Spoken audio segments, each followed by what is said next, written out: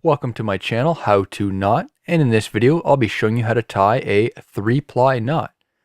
This knot is great for applications such as general purposes, camping, and sailing. First start by creating an overhand knot. Now take that working end, pull it back over the standing part, then feed it under and through the original overhand knot. Dress and tighten accordingly. Bulkier than the basic overhand knot, this is an easy to tie and much more reliable stopper knot. If you wish to have something a little more bulkier that adds a little more weight to the end of the rope, a double 3-ply knot is perhaps a better choice. This concludes the rest of my video. I hope you enjoyed it.